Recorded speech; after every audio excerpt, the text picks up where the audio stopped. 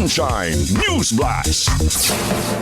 Gipahigayon ang usa ka orientation sa Republic Act 11032 o ang Ease of Doing Business Law sa Lapu-Lapu City isip kabahin sa paninguha sa gobyerno nga mapadali o mapalambo ang serbisyo publiko.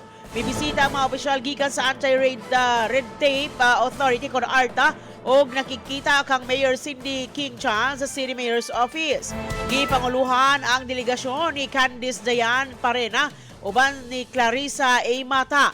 Mitambong usab sa maong malagtagbo sila ni Claire Cabalda ug Danilo Almindras. Ang maong kalihukan gipahigayon ni adtong Marso 16 hangtod 17 sa Marina Seaview ug nagtumong nga mapalig-on ang implementasyon sa balaod batok sa red tape ug mapadali ang mga transaksyon sa gobyerno.